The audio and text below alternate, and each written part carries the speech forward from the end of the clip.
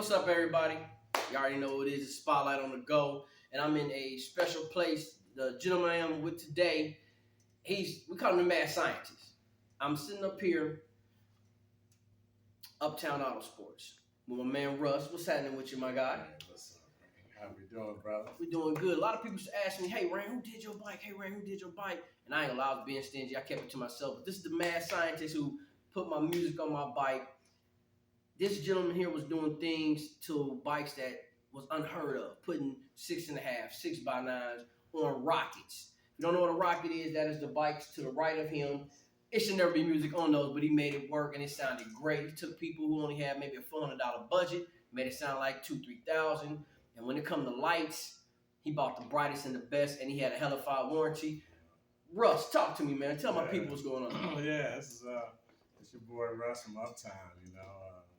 Been out here for a minute doing it. LEDs, stereos. Started with a racing background. We love to go fast. I love to go fast. And then it just went into customizing and audio.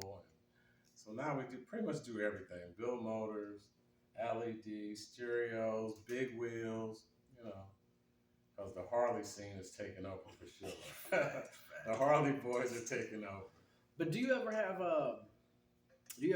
people come in that has a rocket and know that you do that, or they just come in with the basic, I want the lights up under it, and you kind of just slide that in like, I can put music on that? Yeah, putting the see-through, I put in the Lexan bottoms with see-through speakers. You can look up underneath the boosters and look under there and see the speakers. I started that off of just audio from cars and people opening up their trunks and saying, wow, with the LED lights and glass and mirrors. So I just took that concept over to the sport bikes, and that pretty much got me on the map for sure.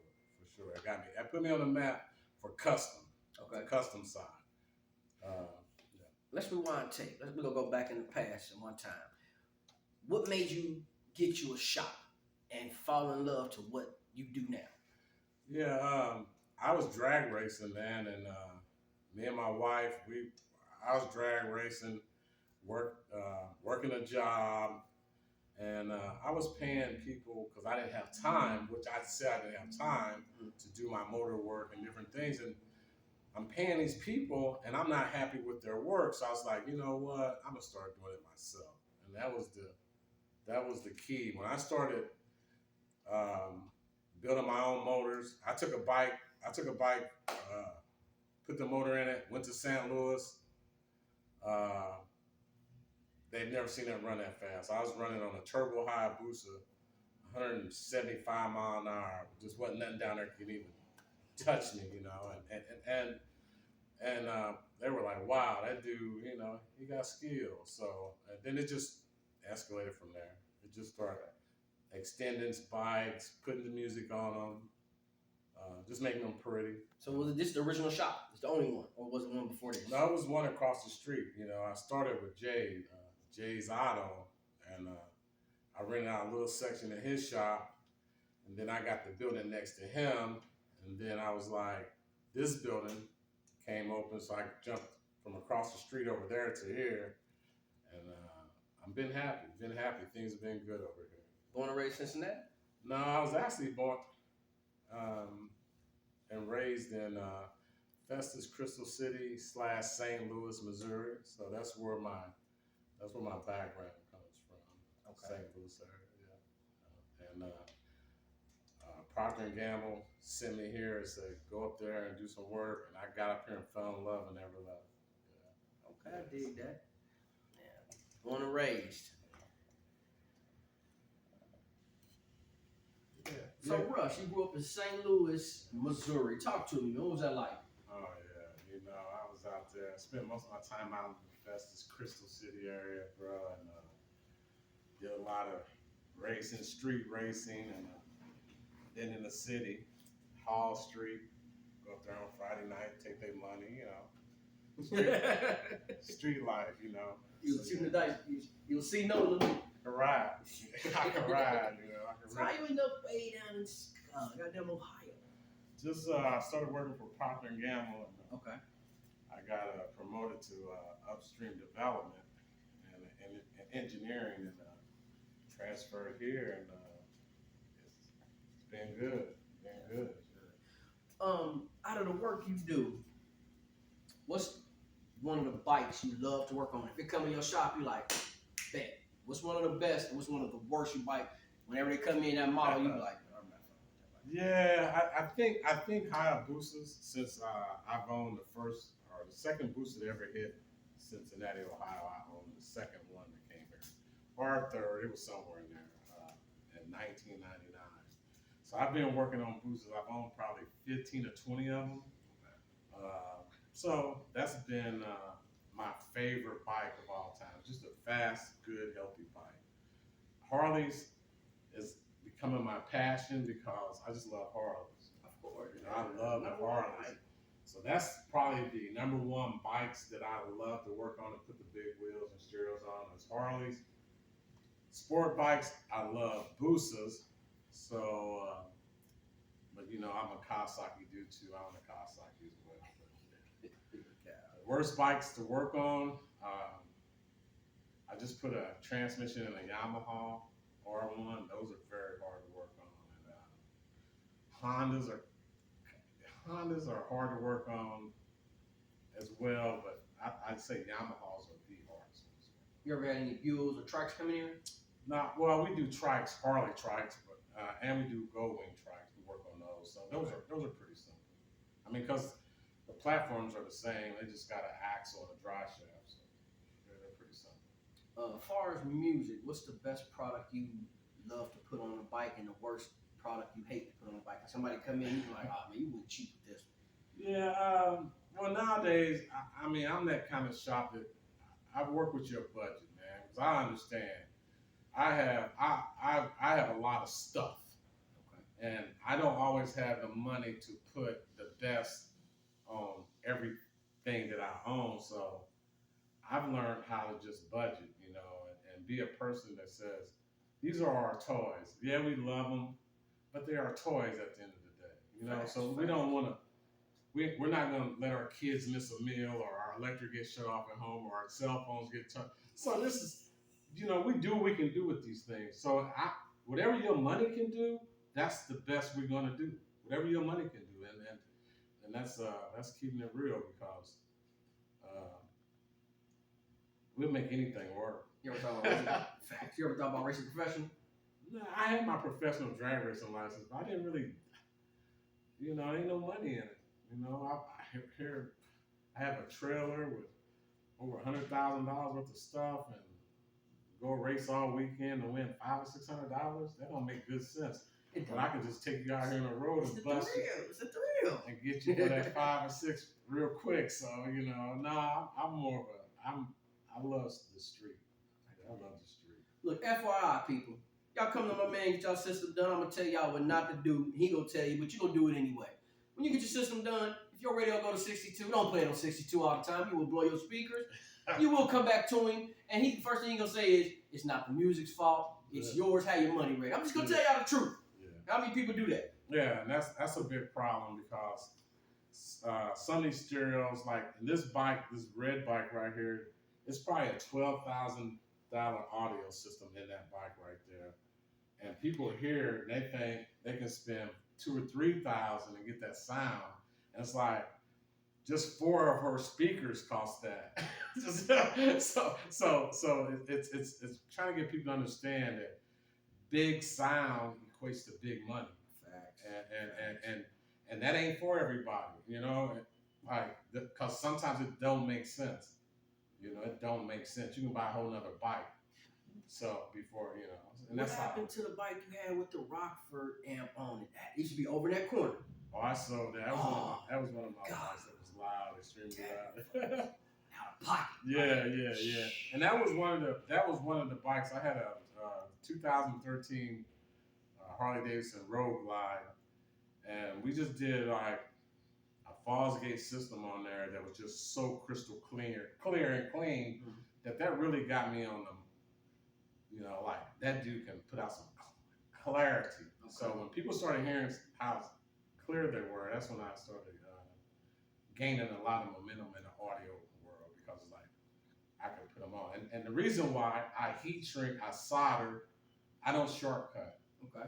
I put that system in there like it's going to be in there for the next 15 years. Not we're going to change it out next week. So, Okay. so yeah, that adds clarity. When it comes to lights, what's the best product you like to use, and how many actual LEDs be on them in that package? Oh, like a bike like this bike, I'll use just it pretty much anything your money. You can buy any kit, Right. pretty much. But here's the key: you have to know how long the wires are. You have to know how many extensions you need, and that's really the trick to a LED system. It's like getting the lights out to the spots that count. You know, Okay. I make my own pucks. I put pucks in the wheel, and this blue one, I put pucks in the vents up there. We put them in the dash. It just depends on what your money says is what I'll do. This bike probably has 26 strips of LEDs on it. Okay. Where like the Harley setting here, this Harley has probably about the same, and we also added the matching LEDs in the headlight and things. So the whole bike is lit up in that color, you know. So that's a lot of the stuff that we do is just take it to another level. So yeah, you can spend $300 on a kit of LEDs here, or you can spend up to $1,000. Or some bikes we've been up around $2,000 for LEDs. Nice. For people who don't ride bikes, I always run into a question: what's the difference between motorcycle oil and car oil? Yeah, the key thing is motorcycle oil has an additive inside it for wet clutches. So a lot of the bikes I use, a lot of products that I use for the Harleys, I use Amsols, and I only use primary oil in the primary so that clutch stays good. That is the biggest problem. A lot of people put car oil inside of a motorcycle and it's fully synthetic, which is very slippery and doesn't have a clutch additive. And then their clutches are messing up in their bike, like slipping, and they're like, man, I don't know what's wrong. So that's the one real thing. And then it's another agent in there that used to be around the Cadillac converters, which no longer now. Now that's kind of washed out. But that's the key. Is like you got to make sure if you're putting car oil in your motorcycle that it is not fully synthetic. Yeah. So quit being cheap and just put the right motorcycle oil in your shit. Stop being cheap. You know, it's like makes no sense. This is your baby, your life. Facts. As the future goes on, are you thinking about getting a bigger shop, or this is content? Yeah, actually, we were thinking about moving to Florida in the Orlando area. So.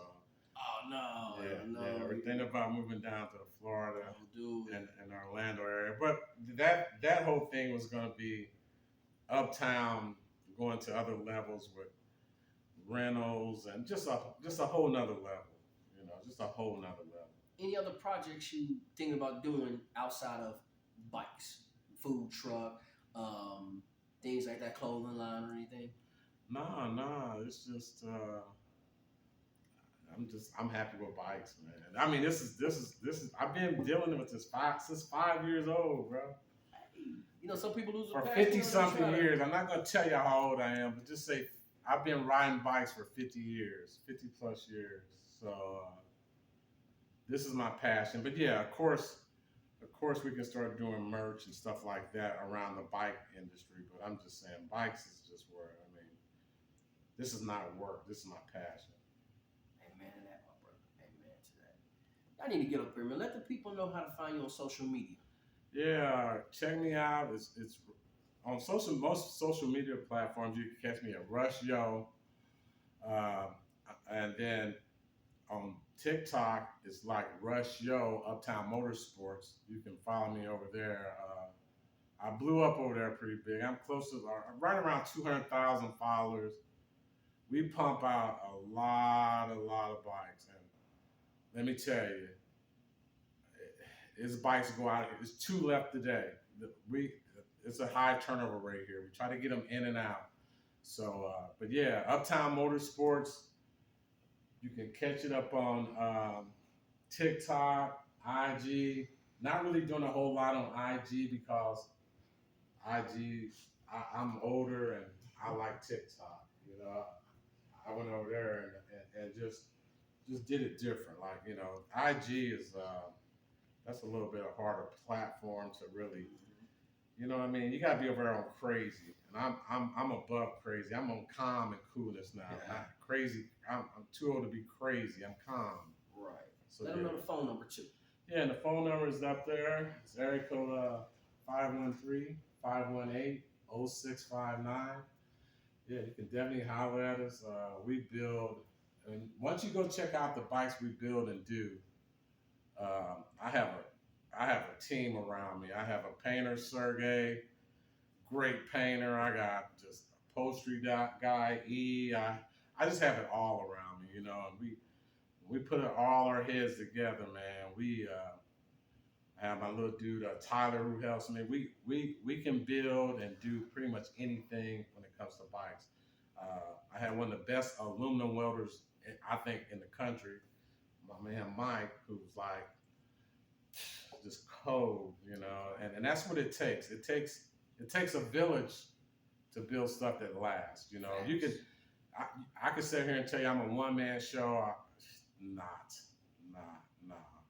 I'm creative and I have a lot of mechanical skill, but then I bring in the experts in the other areas that I need for support, and then we all eat. It's no greed, and we show a lot of love and pricing because our typical Harley build can be anywhere from 6 to 10,000. A booster build can be anywhere from, just depending on what you're getting done, from 2 to 5,000. So yeah, that's the price. If you peep what my man said, he threw a nugget out to y'all. He said, everybody eat. Meaning, when he eat, the crew eat. Y'all need to take that nugget and keep that. If all you new bike owners want to own a bike, a Harley, HD stands for $100. That is your mistress. So if you're married, that's who you go cheat with that bike. I promise you that. He or she will be mad at you because that bike, you can custom unlimited. You might paint it one color and do something, and then next year you're going to do it again. Trust me, I know I've done it.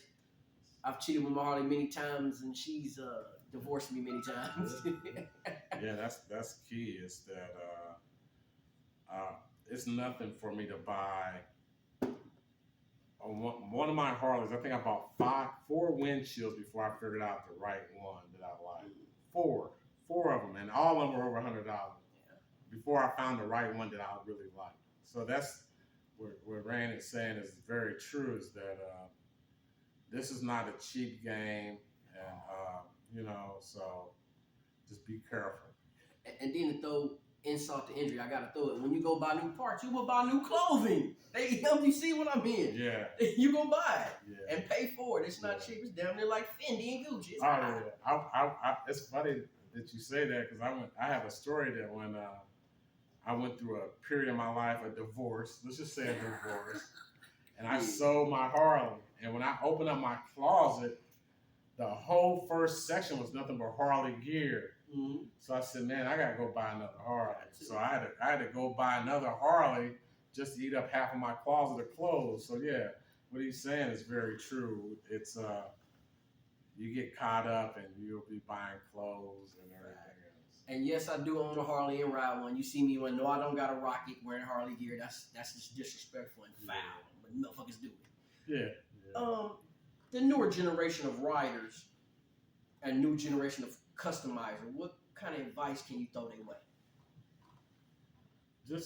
I just treat the key thing is just,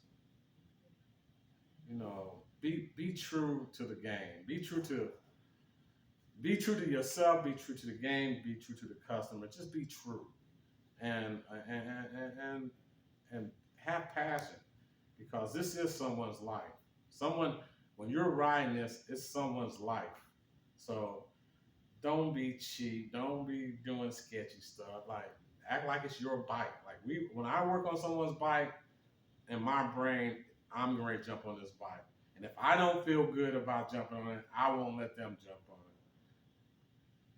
it. That makes me feel. I sleep at night, every night. I sleep good because I know that I'm walking in that light. So, Okay. you know, Well, man, listen, I appreciate you coming on the show. appreciate you. This is the mad scientist that got me, my club brothers, my peoples together. Y'all get down here, get your checks right. And if you only got 300-400, still come down. My man will find something to get you together. This is Spotlight on the Go. I'm your host with the most, Mr. What He Gonna Do Next, Brain the Rock Star. With my man Russ. Come on, get your bike done. We got more special treats coming for y'all. Y'all be do it. I'll see y'all in the stars.